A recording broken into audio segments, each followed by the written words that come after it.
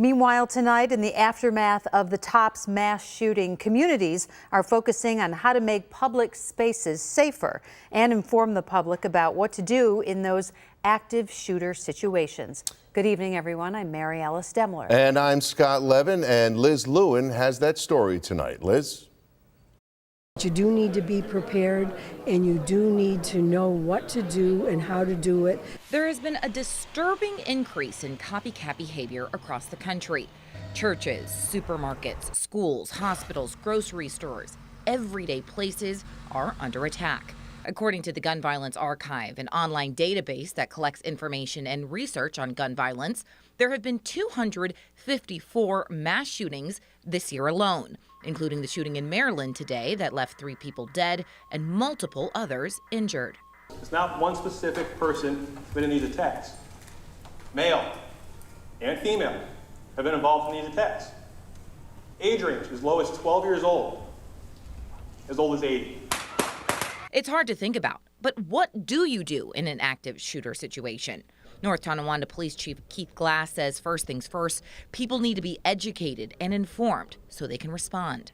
The first thing we tell you is if something doesn't feel right, get out. Get out of the building. It's having the mindset of being able to take a deep breath, realize what's happening, and take action.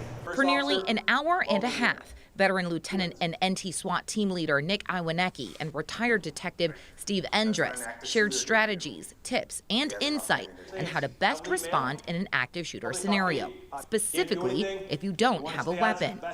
3 minutes is the average time for law enforcement to get on scene for one of these incidents. Obviously, we can't get there fast enough.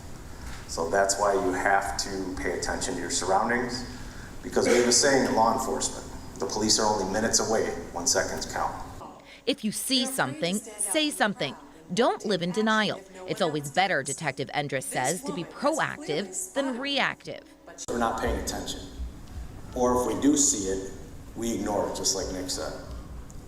This is where the vigilance in this presentation comes in. Know the materials around you. What can be used as a barricade? And are there small spaces around you where you can hide? Also, know where your exits are at all times. And to employers, he says, consider identifying a group trained in crisis management who can help people get out efficiently and safely if necessary. Know your surroundings. Know where these exits are. Ask someone. If you work for any of these businesses, do you guys have monthly meetings or semi-annual? Right? Are you training for the fire, for the active shooter, for a disturbance? Well, Mary Alice and Scott, I can tell you, for the first time hosting something like this, the turnout was pretty good. The auditorium was full of people, and as they were walking out, I asked them, why did they decide to show up, and what do they think about the fact that Mayor Tylik and NT Police hosted this? A majority of people said they're happy to know that people are listening and that they are taking events like this seriously. In the Information Center, Liz Lewin, Channel 2 News.